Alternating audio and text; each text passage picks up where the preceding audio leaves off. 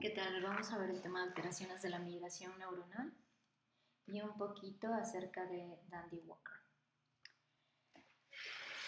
Es importante recordar que el desarrollo del sistema nervioso central se divide en dos etapas, la embriogénesis y la histogénesis. La embriogénesis incluye los procesos de inducción, neurulación y formación de las vesículas, mientras que la histogénesis se diferenciación y maduración celular. La diferenciación tiene dos fases, la proliferación y la migración, que para fines de esta charla nos vamos a enfocar en la migración. Durante el desarrollo embrionario, la neurogénesis tiene un lugar fundamental comparado con el que tiene en la etapa adulta, como en zonas del bulbo olfatorio. Y justo durante este desarrollo, las neuronas se generan en el epitelio proliferativo que recubre el tubo neural o neuroectodermo, que es un tipo de epitelio pseudoestratificado que contiene células madres progenitoras. A esta zona se le conoce como zona ventricular.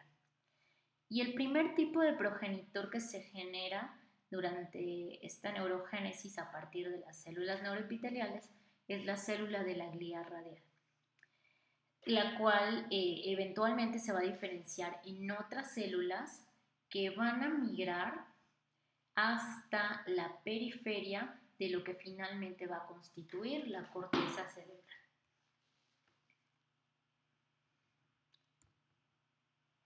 En esta imagen tenemos un ejemplo de la progresión de la gliogénesis desde la etapa del embrión hasta el adulto. Aquí podemos ver cómo las células neuroepiteliales autoprogenitoras se extienden a lo largo del eje neural durante el cierre del tubo neural y pueden generar algunas neuronas. Estas células se transforman en las células de la glía radial en cuanto empieza la neurogénesis, y la glía radial produce células intermedias progenitoras y precursores de oligodendrocitos. También pueden generar astrocitos y progenitores intermedios, así como células ependimales. Como bien habíamos comentado en la diapositiva anterior, estas células tienen origen en la zona ventricular.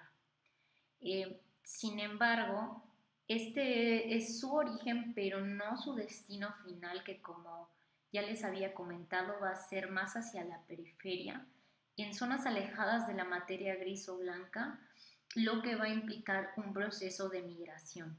Como ya podemos ver en la etapa de adulto, estas células que empezaron aquí en la zona ventricular por fin ya están en la sustancia gris o sustancia blanca, según sea el caso de la célula en la que se diferenció.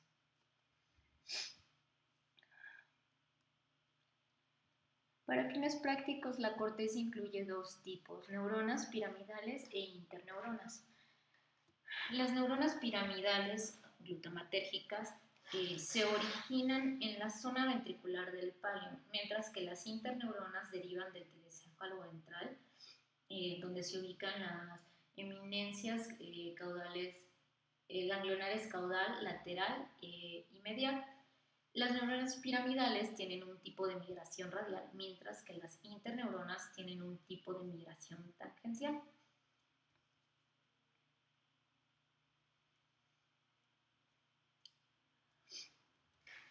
Como les comentaba, al existir dos tipos de migración, bueno, en esta imagen podemos apreciar cómo esta célula de tipo azul marino, que es una célula de la glía radial, nos ejemplifica cómo las neuronas naranjas tienen una migración de tipo radial, es decir, una trayectoria perpendicular a la superficie ventricular, mientras que la migración tangencial se mueve de forma paralela a la superficie ventricular. Y bueno, aquí tenemos un estadio embrionario 12 y un estadio embrionario 16. en las que vemos que los primeros precursores neuronales postmitóticos se mueven por encima de la zona ventricular y se asientan en una zona estrecha conocida como la preplaca. Las neuronas de esta preplaca envían axones a las células corticales y a las subcorticales. Estos axones en crecimiento establecen la zona intermedia. Después del estadio 12, la preplaca se subdivide en la zona marginal, que va a ser la futura capa 1 o la primera capa de la corteza que contiene las células de Cajal-Retzius. Y también se subdivide en la subplaca, que es esta. Y bueno, ya cuando vemos este estadio 16, vemos que la placa cortical se engrosa debido a la llegada de interneuronas, es decir, aquí veíamos una placa pequeña y aquí una pues ya un poquito más gruesa, porque al haber esta migración se van engrosando, llegan interneuronas y precursores neuronales, como podemos ver estas células naranjas, que migran, si podemos ver desde aquí abajo, a lo largo de la célula de la glía, de forma, como ya habíamos comentado, radial, para establecer las capas neuronales. Y otra población de células, que son estas interneuronas, las células verdes, migran siguiendo una trayectoria tangencial al plano radial y así pues emergen a lo largo de los axones de la zona intermedia y de la zona marginal. En el caso del desarrollo de la neocorteza es importante mencionar, si se dieron cuenta, que todo esto empezó de abajo para arriba o de adentro hacia afuera, como bien se es mencionado en algunos textos, que es una migración de manera inside out. Es decir, sí, ok, es tipo radial y tangencial porque es la manera en la que las neuronas se van moviendo para finalmente tener o lograr una laminación adecuada y formar las 6 capas de la corteza que actualmente conocemos, pero todo esto va pasando de adentro para afuera, de manera que las capas más profundas se van formando primero y las más superficiales son las más recientes, de modo que las neuronas más jóvenes deben de sobrepasar a las más antiguas para llegar a su destino. Aquí tenemos una imagen acerca de las rutas de la migración en la cual pues vemos que las neuronas de proyección migran radialmente desde la zona ventricular hasta la zona subventricular, y es en la zona subventricular donde se transforman en células multipolares. Posterior a unas horas reinician el movimiento hacia la placa cortical y bueno, usando la glía radial como guía, como ya lo habíamos comentado.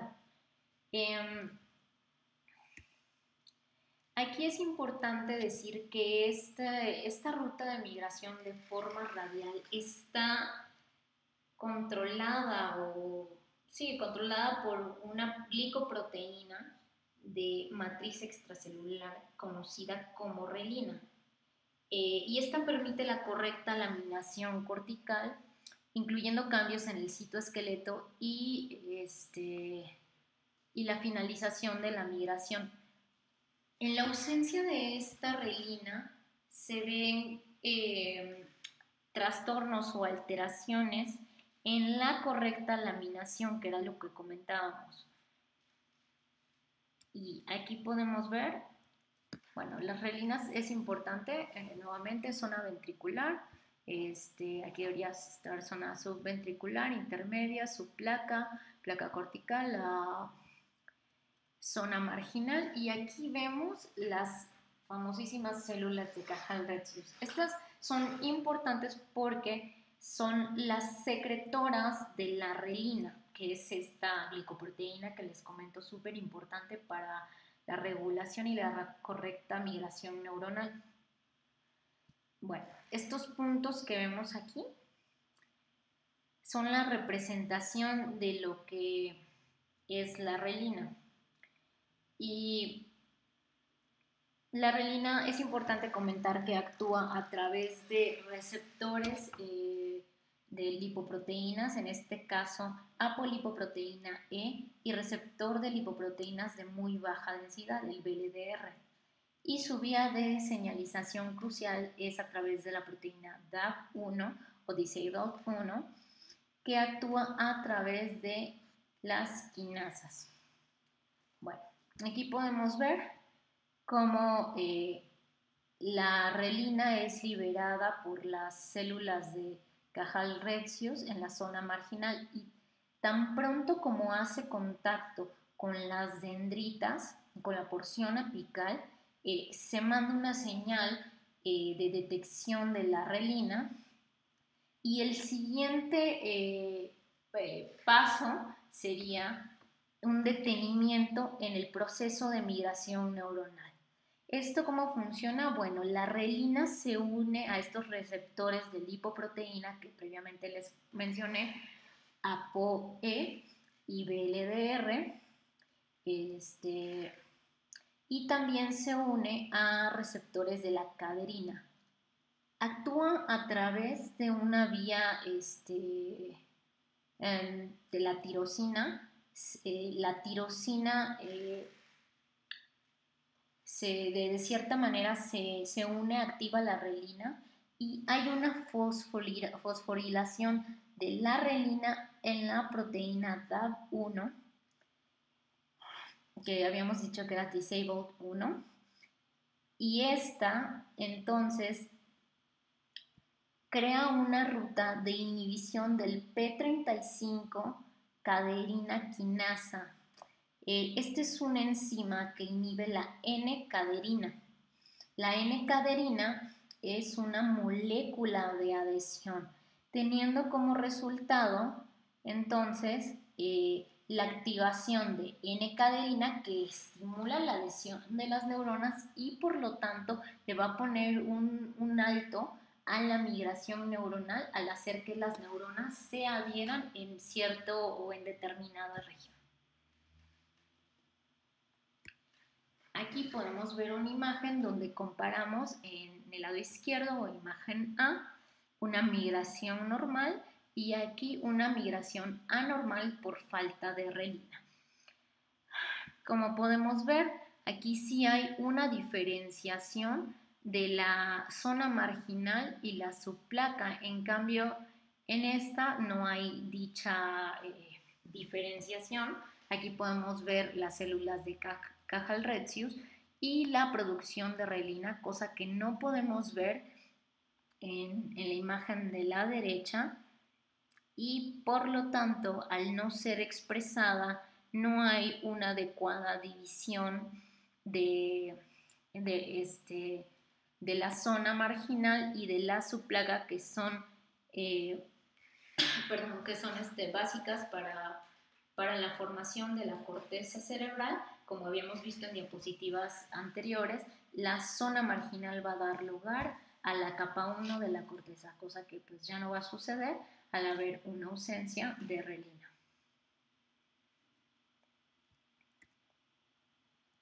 ¿Okay? Bueno, todos estos movimientos migratorios son posibles por una serie de procesos conocidos como el ciclo migratorio de las neuronas, el cual incluye una translocación somal con movilización del material perinuclear y organelos, de los organelos y del núcleo. Hay que tomar en cuenta que la migración neuronal efectiva se completa solo por una translocación subsecuente del soma y esto ocurre con la dilatación del citoplasma y el movimiento del centrosoma, como podemos ver aquí, y del aparato de Golgi hacia él. Finalmente, el núcleo obviamente pues, no se puede quedar atrás y tiene que invadir esa dilatación del citoplasma haciendo un movimiento hacia anterior o avanzando hacia donde se haya movido el soma. Para esto, la neurona se polariza mediante la aparición de procesos o prolongaciones celulares similares a los axones, y la función de estos es actuar como sensores y dirigir las células según las quimiosinas que van encontrando. Como podemos ver aquí, son los procesos ascendentes, el soma, hay un movimiento o una translocación somal y eventualmente, obviamente aquí no lo vemos porque es muy pequeño, el núcleo se mueve con este soma, ¿ok? En segundo lugar, pues el núcleo se transloca y ese movimiento anterior que les comentaba es conocido como nucleocinesis, que es súper importante para el proceso de la migración. Y al final, pues bueno, lo que les decía, la neurona en movimiento retrae la parte posterior para finalmente terminar todo el ciclo migratorio neuronal.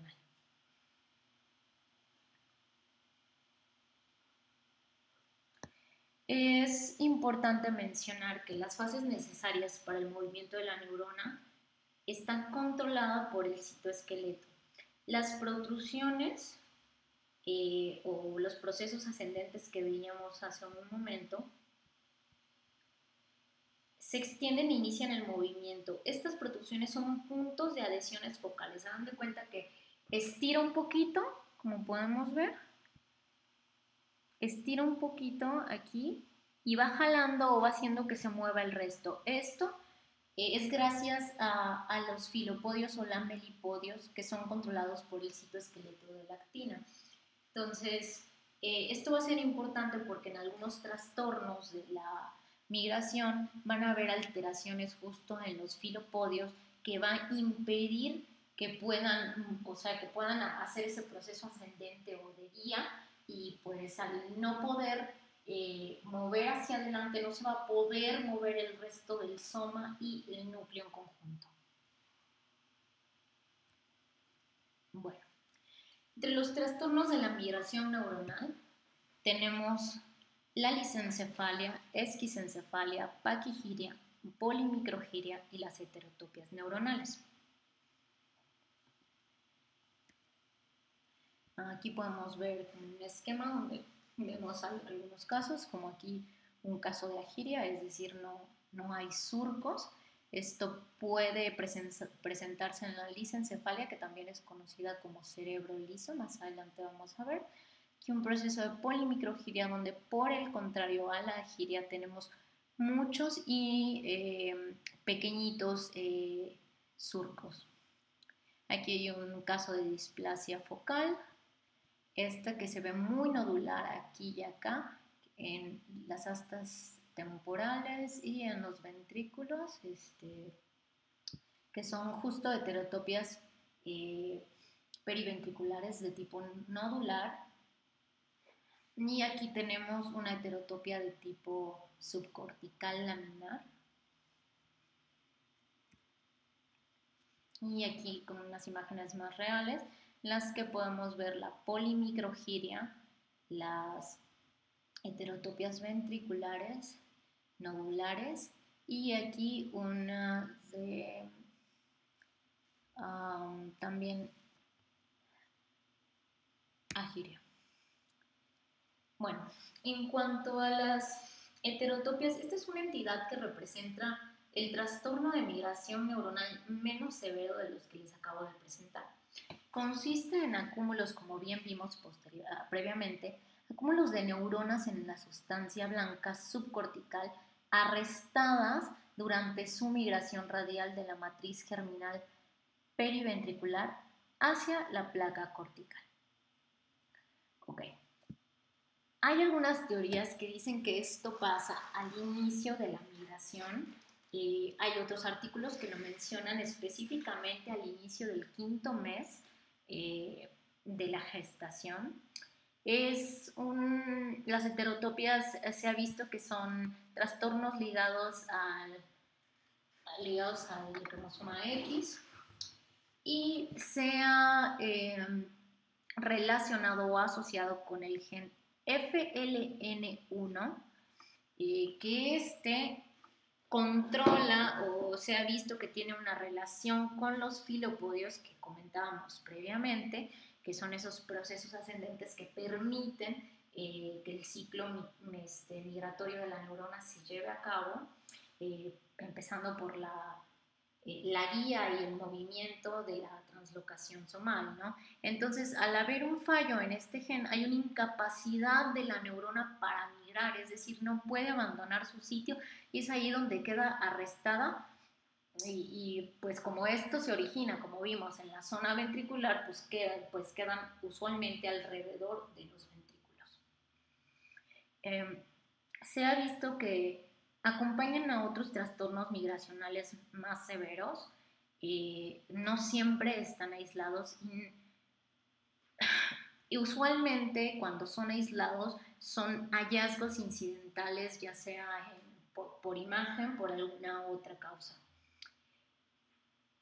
Las manifestaciones clínicas son variables dependiendo si vienen aisladas o con algún otro tipo de trastorno, pero básicamente están súper relacionadas con las crisis epilépticas refractarias a tratamiento. Si bien hay algunos casos en los que se relacionan con retraso psicomotriz, esto va a depender de qué tantas alteraciones y con qué otros trastornos esté relacionado. Se pueden dividir en laminares o nodulares según desde el punto de vista anatomopatológico. Se ha visto que las mujeres presentan crisis epilépticas y les va bien, mientras que los hombres con heterotopias de tipo nodulares bilaterales les va muy mal, incluso mueren antes del nacimiento. De hecho, en muchos de los trastornos de la migración se ha visto que a las mujeres, si bien presentan algunos síntomas, les va mucho mejor que a los hombres. Las heterotopias de tipo nodulares periventriculares son más frecuentes y consisten, podemos ver aquí, en nidos de neuronas localizados profundamente en la sustancia blanca periventricular. Y estas pueden asociarse con microcefalia, agenesia del cuerpo calloso, displasias septoópticas, malformaciones cromosómicas, que ya habíamos comentado que está ligado al X. Y las manifestaciones neurológicas principalmente son la epilepsia, como bien comentamos, y un retraso en el neurodesarrollo. Okay. También tenemos el tipo laminar, subcortical, las cuales usualmente son difusas, usualmente simétricas. Podemos ver aquí, acá, acá. Y pues se distingue, como podemos ver, por una banda delgada de sustancia blanca. Entonces, los pacientes de este tipo, al igual que las heterotopias de tipo nodular, presentan crisis epilépticas refractarias a tratamiento. Usualmente la diferencia entre las laminares y las nodulares es que si las nodulares no son bilaterales, muy probablemente empiecen con crisis de tipo parciales o focales, a diferencia de las laminares, que usualmente se ha visto que las crisis son generalizadas. Bueno, en cuanto a la lisencefalia es un trastorno en la superficie de la corteza cerebral que puede ser una paquigiria, sean unos cuantos giros amplios, o bien totalmente ausentes, que es la giria, si bien es conocida, como les decía, como el smooth brain o cerebro liso, justo en los casos pues, de tipo 1 en los que se ha visto que predomina la agiria. Bueno, la frecuencia es de 11.7 por cada millón de recién nacidos aproximadamente.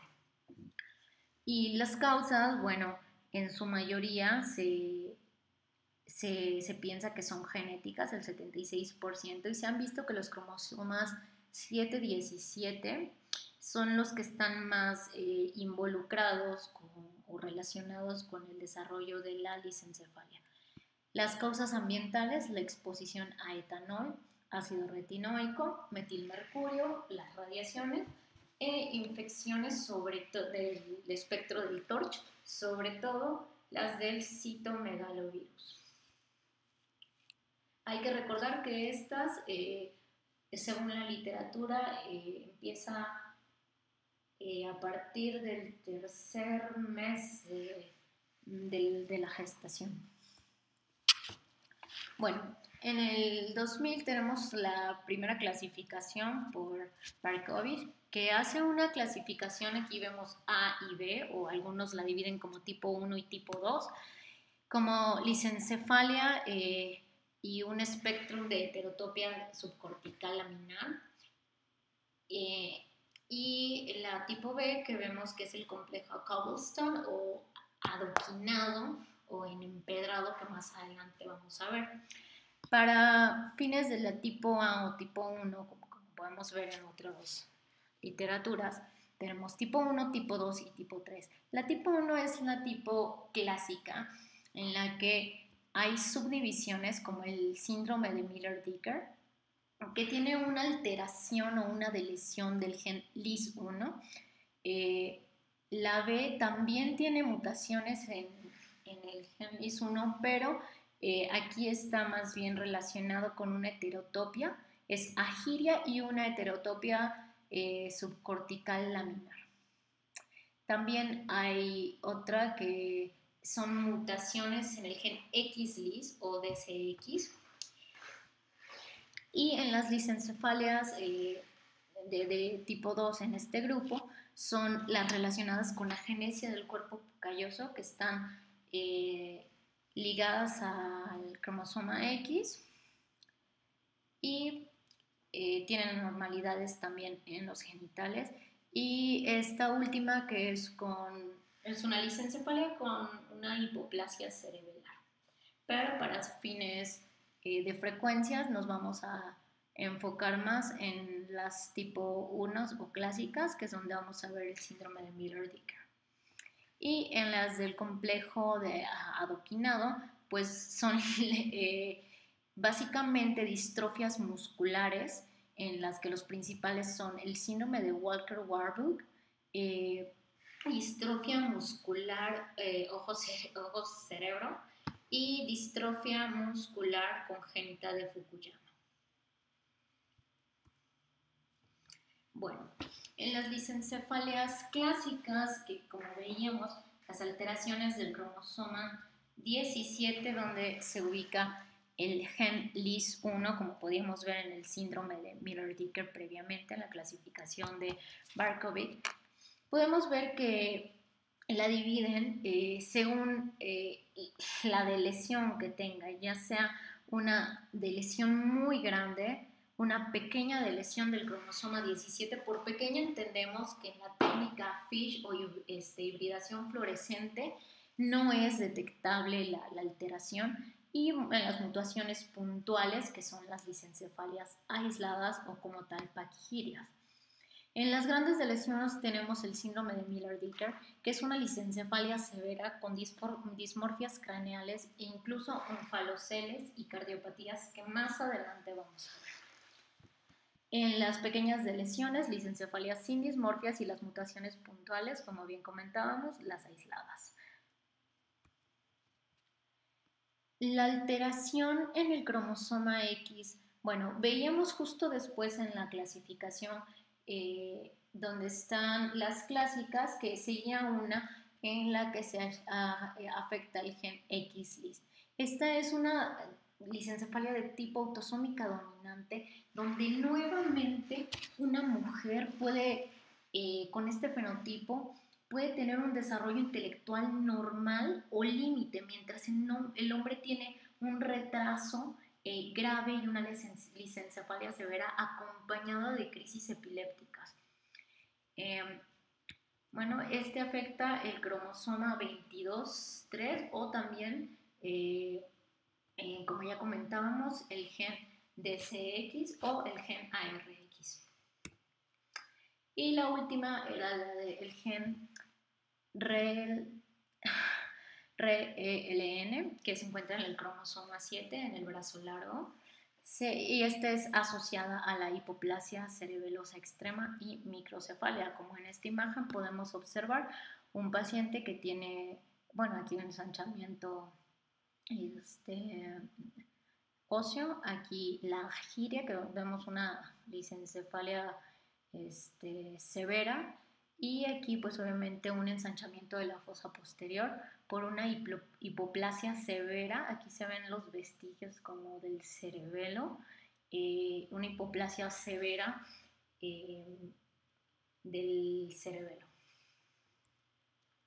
Bueno, ahora para fines como más resumidos o fáciles, hay que mencionar que la lisencefalia tipo 1, o como Barkovic decía, tipo A, y la lisencefalia tipo 2, que sería la tipo B, tenemos la lisencefalia aislada y el síndrome de Miller-Dieker. ¿Okay? Aquí vemos una lisencefalia constituida por agiria. Esta la saqué del libro del Donkelar, donde nos exponían un caso del síndrome de Miller-Dieker, en la que las características clínicas son la microcefalia, el aplanamiento bitemporal, una mandíbula pequeña, hipotonía general. Esta hipotonía general progresa a una hipertonía con espasticidad conforme va creciendo el niño. Espasmos infantiles que aparecen habitualmente en los 6 y 7 meses. Estos van de la mano muy relacionados con el síndrome de West y Lennox-Gastaut. Se ha visto que en gran porcentaje, más o menos 75% de estos pacientes desarrollan un síndrome de Lennox-Gastaut, síndrome de West, que eventualmente evoluciona a un Lennox-Gastaut. Por lo tanto, el electroencefalograma es anormal en estos pacientes. Y aquí tenemos el síndrome de Miller-Dieker, que básicamente incluye todo el espectro clínico que vimos previamente de la lisencefalia tipo 1, que es el hundimiento bitemporal, la mandíbula pequeña, la nariz corta con orificios antevertidos, mandíbula pequeña, el filtrum largo, un labio superior sobresaliente con borde fino o sin relieve, incluidas algunas otras malformaciones, sobre todo comentaban cardiopatías en los casos de Miller-Dieker. Bueno, y en la lisencefalia tipo 2, o como les dije, Cobblestone Complex o adoquinado, tenemos el síndrome de Walker-Warburg, la enfermedad muscular ocular cerebral y la distrofia muscular congénita de Fukuyama. Bueno, y aquí pues se le dice un complejo de cobblestone o adoquín o empedrado justamente por la apariencia que le da a la corteza cerebral a la visión macroscópica. Este grupo de lisencefalias se caracterizan justo por la distrofia muscular. En el síndrome de Walker-Warburg, que es la segunda lisencefalia más frecuente del tipo 2, de lisencefalia en general, y esta es una lisencefalia de tipo 2, es una entidad de tipo autosómica recesiva, en la cual sus características son la hidrocefalia congénita, la alteración, de la cámara anterior del ojo, ya sean cataratas congénitas, diferencia en el tamaño ocular. Esta es una de las cosas muy características de estos niños, un ojo más grande que el otro. Alteraciones retinianas, ya sean como displasias y atrofias del nervio óptico. Estas son enfermedades hereditarias, tienen una prevalencia de 0.6 a 2.5 por cada 100.000 habitantes y la frecuencia pues va a variar eh, geográficamente, como lo es en el caso de la distrofia congénita de Fukuyama, la cual pues evidentemente es una enfermedad autosómica recesiva que es mucho más predominante en Japón. Se caracteriza justo por la distrofia muscular eh, en combinación con la disgenesia cortical, la lisencefalia y anormalidades oculares. Lo importante, o una de las cosas como muy importantes de estos pacientes, es que ellos, a diferencia de otras distrofias, sí sobrepasan la infancia, incluso dicen que llegan hasta los 20 años de edad. Obviamente su estilo de vida pues, no es bueno, eh, y usualmente tienen debilidad facial y en extremidades inferiores, hipotonía que aparece a partir de un poquito antes de los 9 meses. Sus articulaciones pues se afectan, se vuelven como contracturadas y tienen una discapacidad funcional que es mucho más severa que la distrofia muscular de Duchenne. Muchos artículos lo comparan así, tan severa que estos niños no llegan a ser capaces de caminar. Eso es muy característico de ellos. Y en las malformaciones oculares incluyen la miopía, las cataratas, movimientos anormales de los ojos, disco óptico atrófico, lesiones de la retina. Característicamente desarrollan desprendimiento de retina, es decir, estos niños pierden la visión. Bueno, en cuanto a la esquisencefalia, esta es la más severa de las alteraciones de la migración neuronal. Tiene una prevalencia de 1.5 a 100.000 por 100.000 habitantes, perdón. Y la primera vez que fue utilizado o descrito este término fue por Yakovlev en algunos trabajos que describía el defecto congénito de uno o de los dos hemisferios cerebrales, que consistía básicamente en la comunicación de los ventrículos laterales y el espacio aracnoideo ipsilateral. Bueno, se dice que se origina a finales del segundo mes de la gestación debido a la falta del desarrollo del manto cortical en, en zonas donde se forman e invaginan las fisuras cerebrales primarias, lo cual provoca que se formen hendiduras hemisféricas. Usualmente son bilaterales simétricas, pero bueno, pueden ser bilaterales o unilaterales. Es decir, hay una hendidura que va de la superficie ependimaria a la pía madre. Cuando los labios bueno, hay que decir que hay dos tipos de esquisencefalia, tipo 1 y el tipo 2, que serían tipo 1 labios cerrados y tipo 2 de labios abiertos. Cuando los labios de la invaginación se encuentran ampliamente separados, es muy frecuente que se asocie con dilatación ventricular masiva. En las características clínicas, al igual que en las otras alteraciones de la migración neuronal, como ya se habrán dado cuenta, hay un trastorno motor. Usualmente empiezan con hipotonía generalizada, la discapacidad intelectual o referida previamente como un retraso intelectual o un retraso psicomotriz, y característicamente las crisis epilépticas refractarias a tratamiento médico.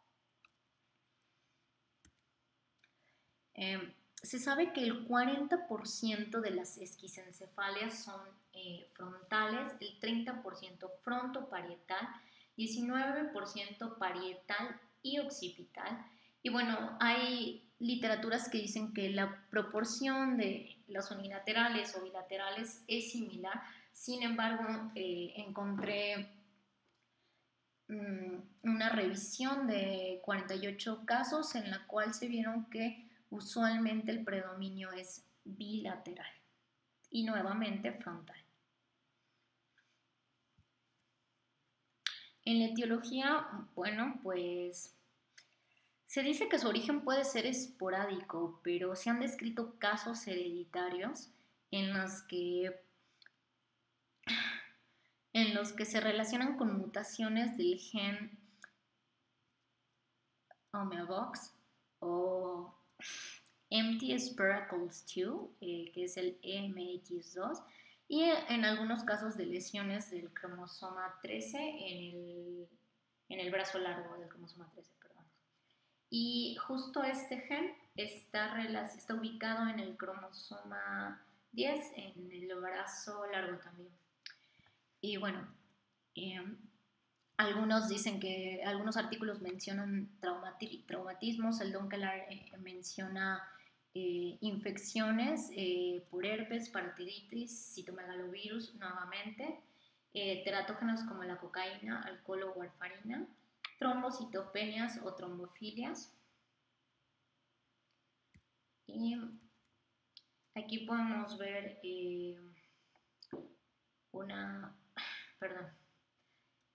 una resonancia magnética, que justo la resonancia magnética es la modalidad de imagen de elección para el diagnóstico de la esquistocefalia. Incluso en general de los trastornos de la migración, la resonancia magnética siempre va a ser de elección, a menos que el diagnóstico vaya a ser prenatal, en el cual obviamente se recomienda el ultrasonido. Y pues bueno, aquí podemos ver esta es una esquistocefalia, la que tenemos del lado izquierdo, con los bordes de la hendidura aquí, como podemos ver, están en contacto entre sí, por lo tanto se dice que son de tipo 1 o labio cerrado. Suprimen el espacio del líquido cefalorraquídeo dentro de la hendidura, en este punto. En cambio, la tipo 2, que vemos en el hemisferio derecho, estas hendiduras están separadas, como podemos ver aquí, y pues desde el ventrículo lateral hasta los espacios subaracnoideos, pues hay una comunicación, por lo tanto, el líquido cefalorraquídeo llena todo este espacio de la hendidura y pues se les conoce como de tipo 2 o labios abiertos. Como aquí. Aquí podemos ver una de labio cerrado, no hay tal comunicación, y aquí una de labio abierto en la que sí hay una comunicación de la hendidura con los ventrículos.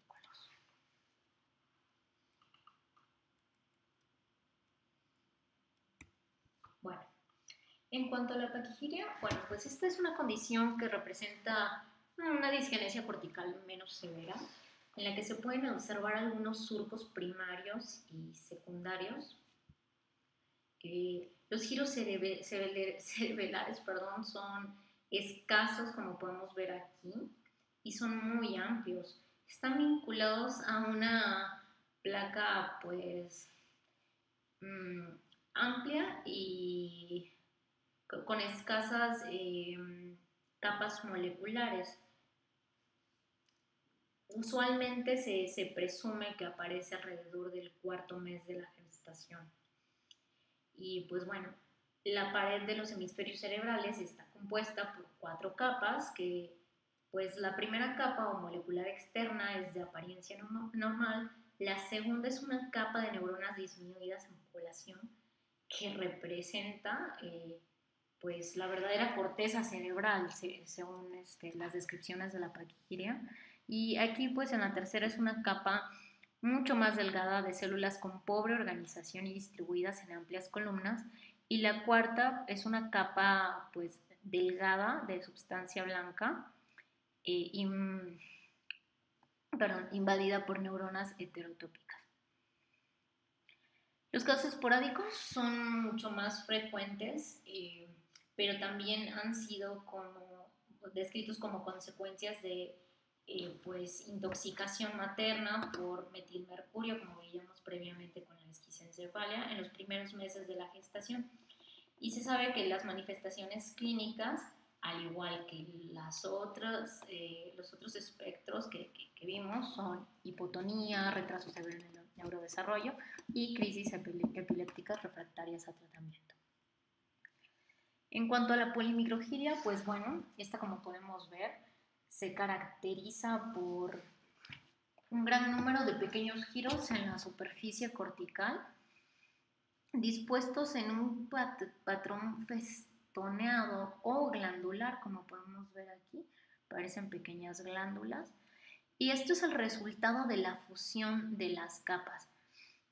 Clásicamente la pared celular, pues aquí en lugar de ser 6 capas, son 5 capas, 4 principalmente características, en la que la primera capa, pues, o sea, la molecular externa está bien demarcada de la segunda capa, y la segunda capa es muy rica en células.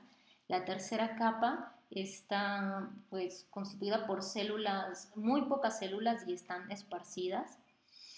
Y hay algunas fibras mielinizadas en esa capa. Y la cuarta capa, pues son neuronas, nidos de neuronas heterotópicas y columnas, dispuestas en columnas. Según el tiempo de aparición de la microgiria, pueden pues haber dos variedades, ¿no? Una que representa el trastorno durante la migración y otra post-migración. El primer tipo pues de variedad incluye los casos como es el síndrome de Zellweger, en el cual hay defectos migracionales, justo, valga la redundancia, durante el proceso de la migración, como vamos a ver posteriormente. Y en la segunda variedad, pues son aquellos casos en los que hay evidencia de necrosis, o sea, ya se llevó a cabo la migración, ya se completó el proceso, pero hay evidencia de necrosis neuronal como resultado a la exposición a teratógenos, como vimos previamente, al monóxido de carbono, al metilmercuronio, alcohol, warfarina, etc. E incluso asociados a infecciones por citomegalovirus. Y esto pasa más o menos durante las semanas 20 a 24 de gestación. Pues en las polimicrogirias de la primera variedad que les comentaba, que tenemos el síndrome de Zellweger o un síndrome cerebrohepatorrenal, pues esta es una enfermedad hereditaria autosómica recesiva, en la cual también es conocida como una enfermedad perisoxomal, en la cual hay ausencia parcial o completa de los peroxisomas, y por lo tanto hay una imposibilidad para depurar sustancias en el cuerpo. Obviamente los que más se ven afectados son los hepatocitos y las células renales y pues eventualmente el cerebro. Esto es importante porque los peroxisomas están implicados en el metabolismo lipídico y sintetizan plasmalógenos, que son componentes fundamentales para las membranas celulares y la mielina a nivel cerebral. Por lo tanto, pues se explica por qué hay cierta afección a nivel cerebral. Y se observan trastornos en la migración por el déficit disfuncional del receptor de N-metildeaspartato ligado al factor de agregación plaquetaria. En cuanto a la clínica, estos pacientes presentan otra vez debilidad, hipotonía, crisis epilépticas, ausencia de respuesta a estímulos. Esto es muy característico. Estos niños están como si estuvieran dormidos. Tienen hepatomegalia, tienen quistes renales, calcificaciones puntiformes en varias partes, porciones óseas, pero sobre todo y característicamente en la rótula, y los estigmas craneofaciales, implantación baja, hipotelorismo, un filtro largo, nariz ancha, etc.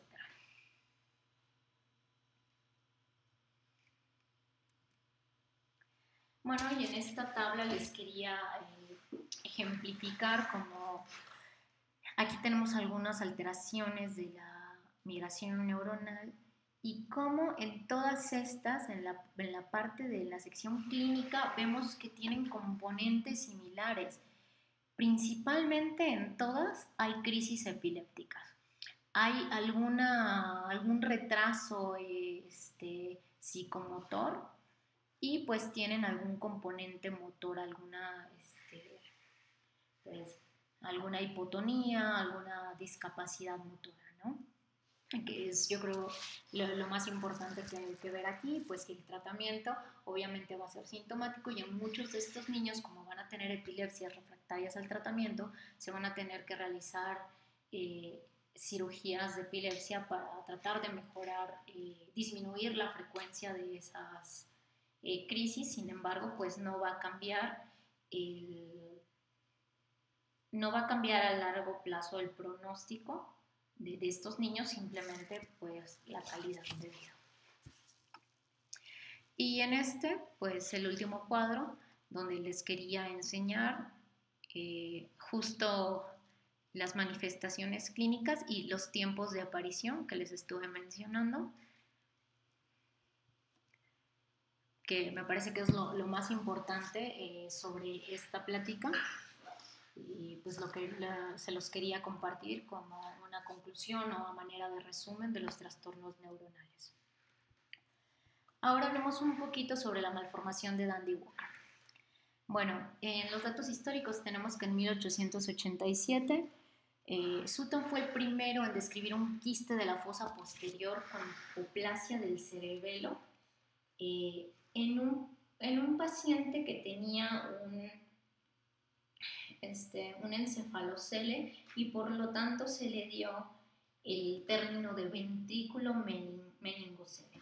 Hacia 1914, Dandy y Blackfan detectaron la tríada clásica del Dandy-Walker al reportar un caso de hidrocefalia en un paciente pediátrico de 13 meses de edad con un ensanchamiento quístico de la fosa posterior, agenesia del vérnix cerebeloso acompañada de hemisferios hipoplásicos cerebelosos, y al descubrir estos hallazgos pues llegaron a la conclusión de que era una dilatación del cuarto ventrículo. En 1942 Walker y Tarjat estudian la condición en 6 pacientes y plantean la hipótesis de una atresia de los agujeros de Luschke-Mayendi que trayera como consecuencia hidrocefalia y otras anormalidades vistas en el síndrome.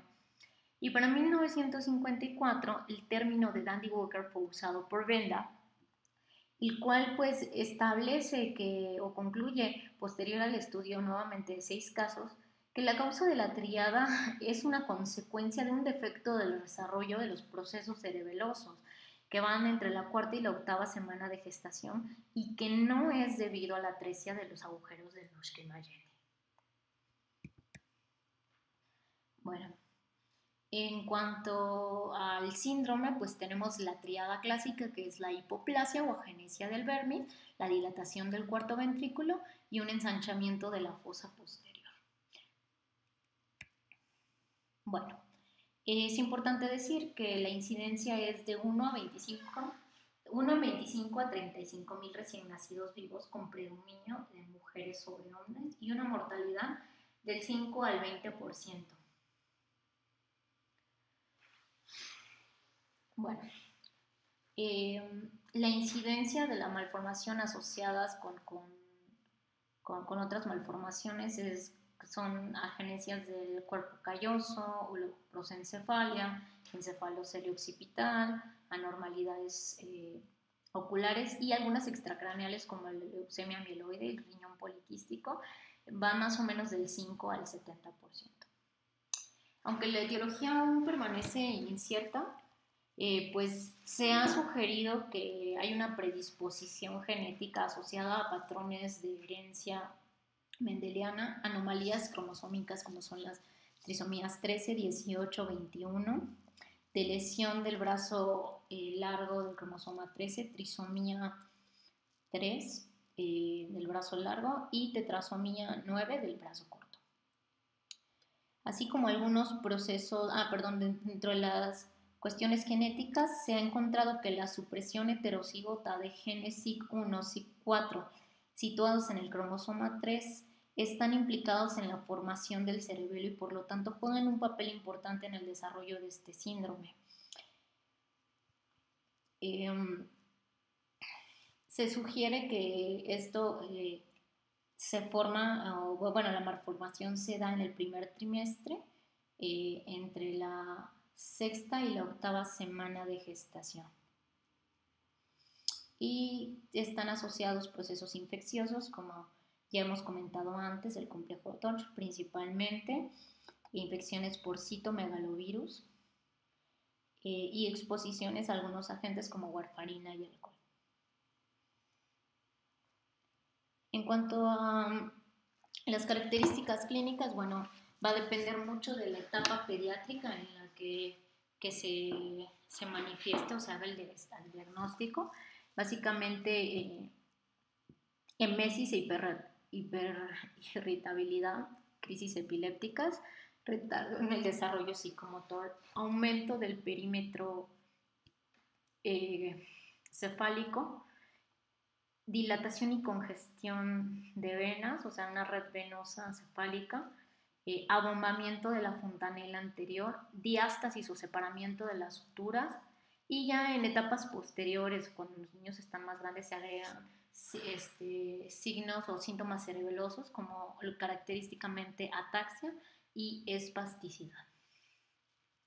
En cuanto al diagnóstico, bueno, la evaluación inicial se debe hacer con ultrasonido en el caso del diagnóstico prenatal, que es el método de elección, y pues se indica a partir de la semana 18 de gestación, que es el momento en el cual el vérmix ya debería de estar formado por completo. Si se hace antes, pues se pueden dar falsos positivos. Aquí podemos ver en la flechita blanca una dilatación de la fosa posterior. Aquí debería estar el cuarto ventrículo que viene comunicado con la fosa posterior. Hay una dilatación quística del cuarto ventrículo. Bueno, también se han hecho tomografías, que no es lo más indicado, lo más adecuado. Nuevamente vemos el cuarto ventrículo agrandado y una comunicación por separación de los hemisferios con la fosa posterior. Aquí vemos las astas frontales punteadas, que también se ha reportado en otros casos, la dilatación de la fosa posterior, aquí un quiste interhemisférico. Este es súper importante. La resonancia magnética, como bien había comentado en ocasiones anteriores, sigue siendo para las alteraciones o malformaciones del sistema nervioso, es el método de elección. Y en este corte sagital y en este corte axial, que son del mismo paciente, podemos ver cómo pues ciertamente hay una hipoplasia del vermis y una dilatación o un ensanchamiento, perdón, de la fosa posterior. También es importante mencionar que en el síndrome de Dandy-Walker una de las cosas que se buscan es la elevación de la tórcula. Usualmente se encuentra, y hay variantes del Dandy-Walker en las que la hipoplasia del vermis no es marcada, por lo tanto no hay una elevación de la tórcula. Bueno, aquí podemos ver la dilatación del cuarto ventrículo y la comunicación con la fosa posterior por la separación de los hemisferios.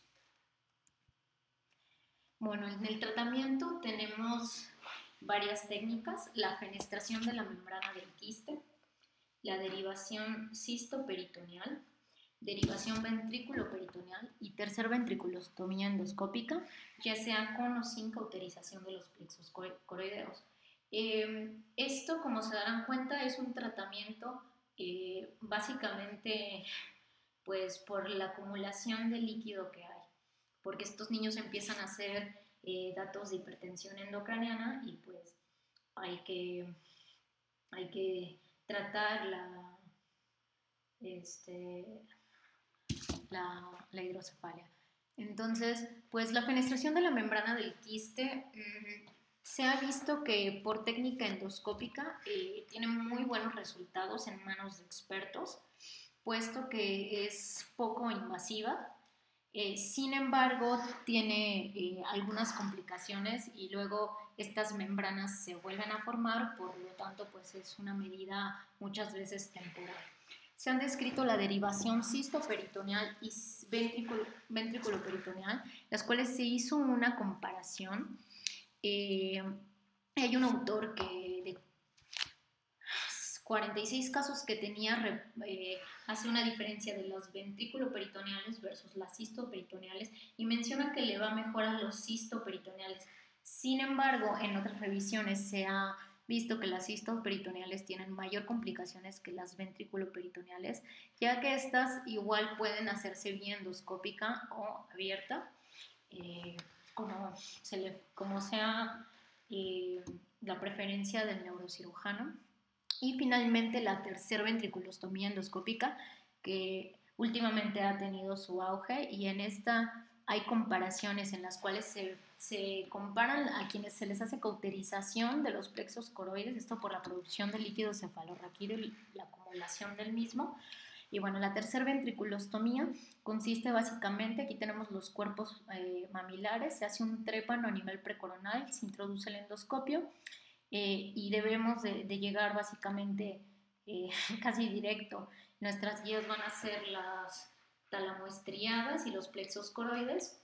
Bueno, una vez pasando estos, nos vamos con cuidado, vemos los cuerpos mamilares, el receso infundibular y justo esta que es la lámina premamilar que tenemos que fenestrar. En algunos casos donde se hace la cauterización de los plexos coroides, se vio comparada con la simple tercer ventriculostomía que les iba mejor a los pacientes.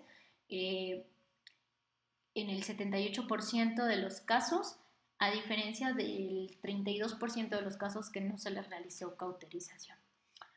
Y pues bueno, estas son al momento las medidas que se conocen para tratar esta patología.